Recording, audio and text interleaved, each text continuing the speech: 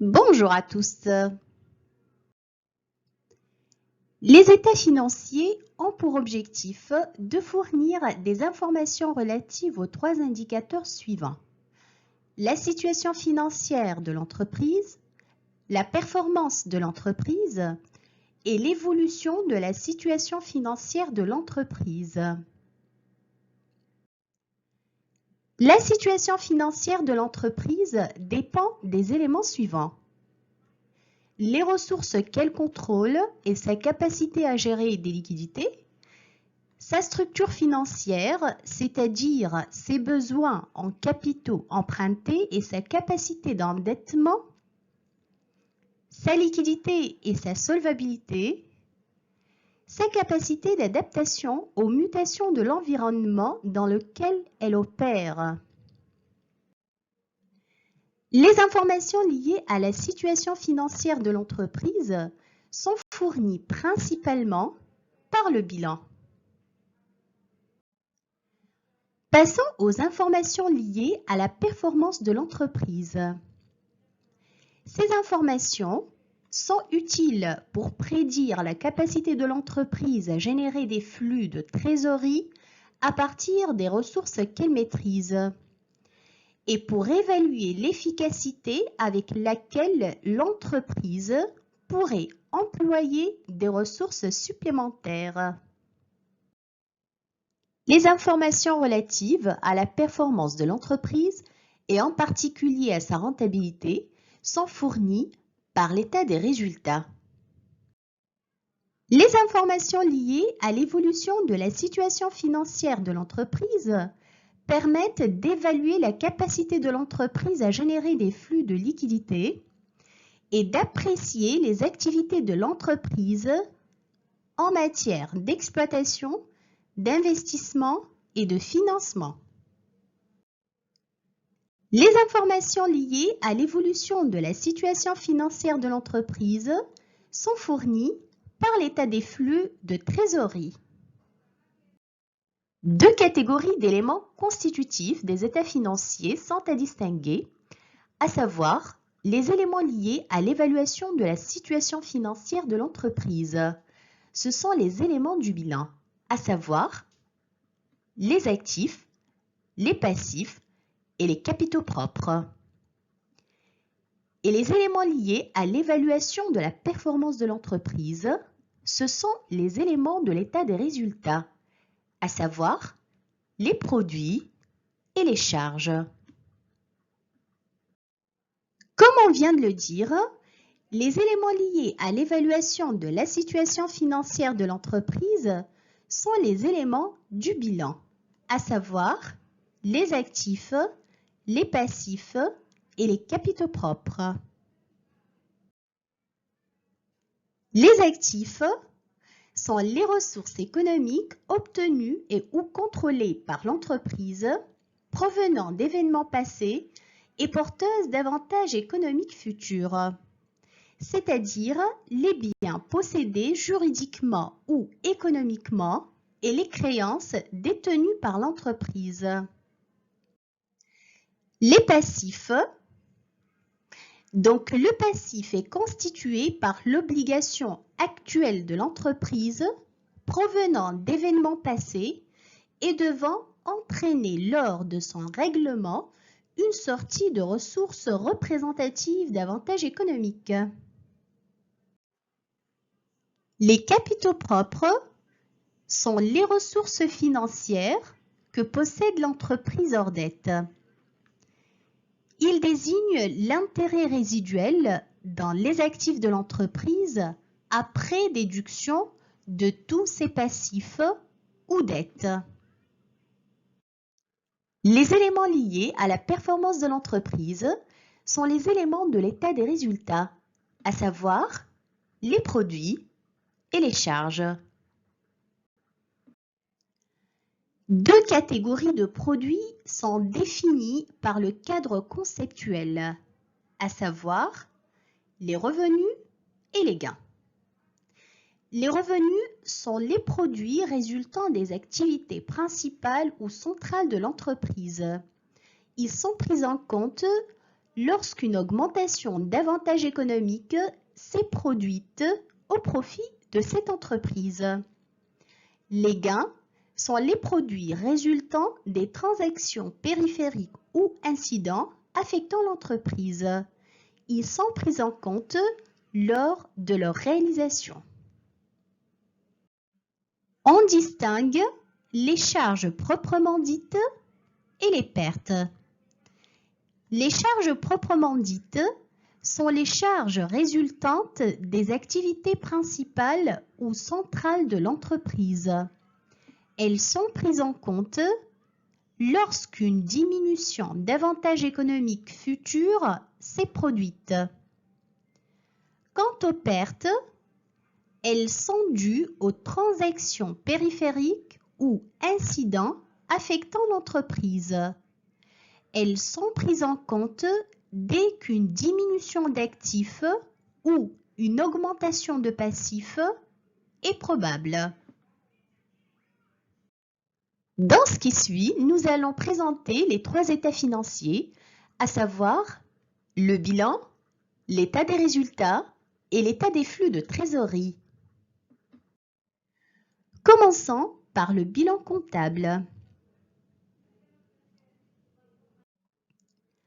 Le bilan comptable est un document qui représente la situation financière de l'entreprise à un moment donné. Généralement, c'est le moment de la clôture des comptes annuels.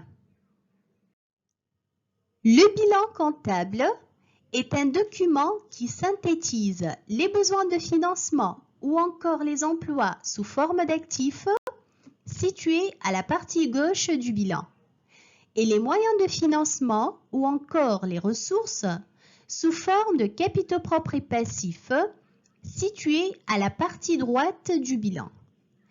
Les actifs sont classés en actifs non courants et actifs courants. Les rubriques des actifs non courants sont les actifs immobilisés, à savoir les immobilisations incorporelles, les immobilisations corporelles et les immobilisations financières, et les autres actifs non courants. Les rubriques des actifs courants sont stock, clients et comptes attachés, autres actifs courants, placements et autres actifs financiers, et liquidités et équivalents de liquidités. Passons aux capitaux propres et passifs. Comme son nom l'indique, cette partie est classée en capitaux propres et passifs. Les rubriques des capitaux propres sont capital social, réserve, autres capitaux propres, résultats reportés et résultats de l'exercice.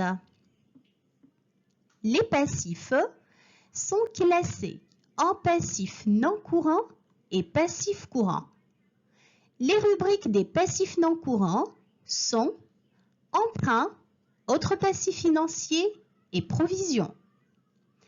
Et les rubriques des passifs courants sont fournisseurs et comptes attachés, autres passifs courants et concours bancaires et autres passifs financiers. Passons à l'état des résultats. L'état des résultats retrace les revenus et gains et les charges et pertes découlant d'un exercice comptable complet, engendrant le résultat net de l'exercice et reflétant ainsi la performance financière et la rentabilité de l'entreprise. L'état des résultats comprend 3 niveaux de charges et produits qui sont liés à des opérations d'exploitation, des opérations de financement et des opérations extraordinaires. L'état des résultats se compose des éléments suivants: les produits d'exploitation, les charges d'exploitation, le résultat d'exploitation, les charges financières, les produits financiers, le résultat des activités ordinaires, l'impôt sur les bénéfices, les gains et les pertes provenant des activités extraordinaires, le résultat net de l'exercice, l'effet des modifications comptables nettes d'impôts et le résultat après modification comptable. Nous terminons par l'état des flux de trésorerie. L'état des flux de trésorerie retrace l'évolution de la situation financière au cours d'un exercice comptable. Il fournit des informations sur les activités d'exploitation, de financement et d'investissement de l'entreprise, ainsi que sur l'effet de ces activités sur sa trésorerie. Il est utile pour évaluer le risque, la liquidité de l'entreprise, sa solvabilité et sa capacité à s'adapter aux changements, ainsi que la manière avec laquelle les bénéfices sont convertis en liquidité. L'état des flux de trésorerie permet d'expliquer l'écart entre la variation de la trésorerie nette et le résultat de l'entreprise. L'état des flux de trésorerie se compose des trois catégories de flux suivantes, à savoir les flux liés à l'exploitation, les flux liés à l'investissement et les flux liés au financement.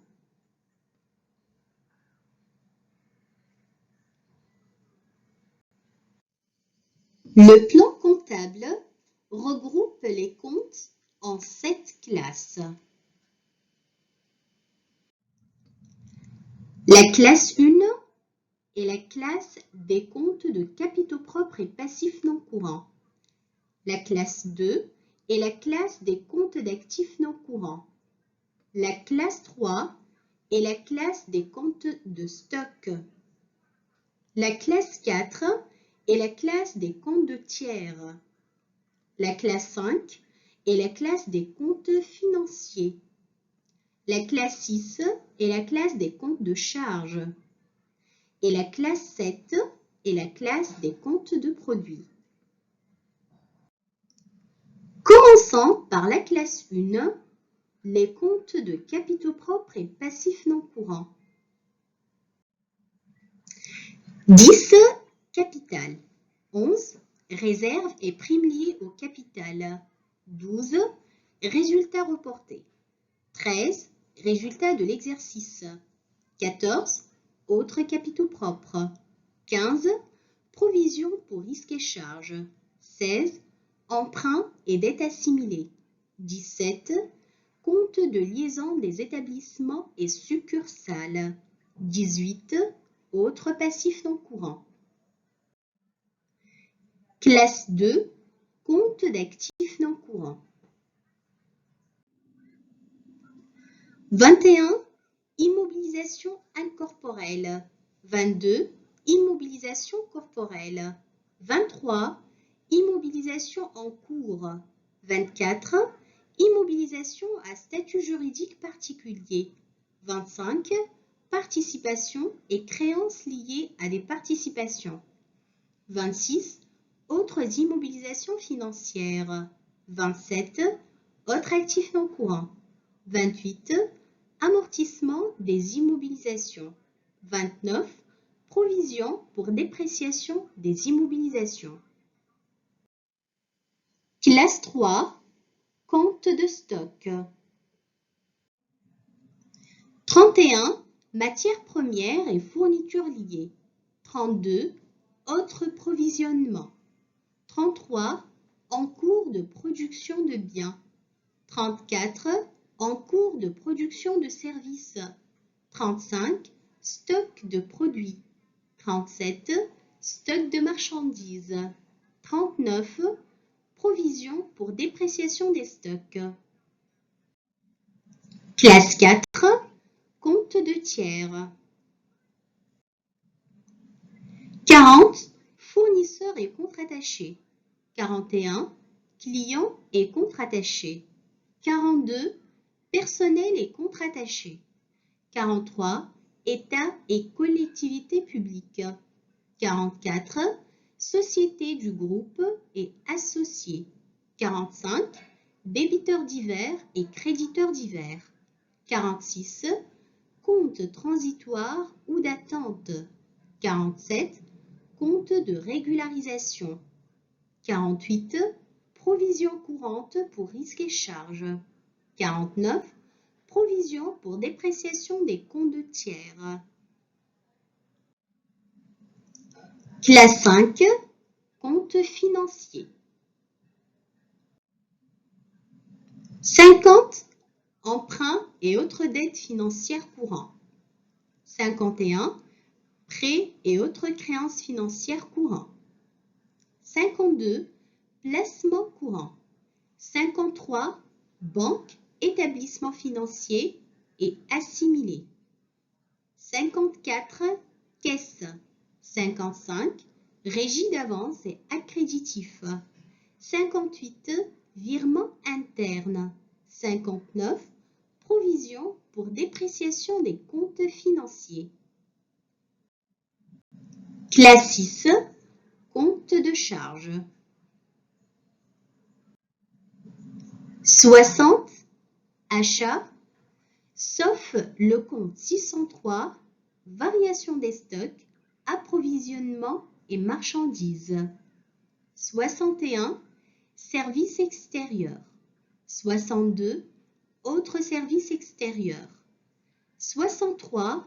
Charges diverses ordinaires. 64. Charges de personnel. 65. Charges financières. 66. Impôts, taxes et versements assimilés. 67. Pertes extraordinaires. 68. Dotation aux amortissements et aux provisions. 69. Impôts sur les bénéfices. Nous terminons par la classe 7. Compte de produits. 70. Vente de produits fabriqués, prestation de services, marchandises. 71. Production stockée ou déstockage. 72. Production immobilisée. 73. Produits divers ordinaires. 74. Subventions d'exploitation et d'équilibre. 75. Produits financiers. 77. Gains extraordinaires. 78. Reprise sur amortissement et provision. 79. Transfert de charges. Merci, à la prochaine vidéo. Au revoir.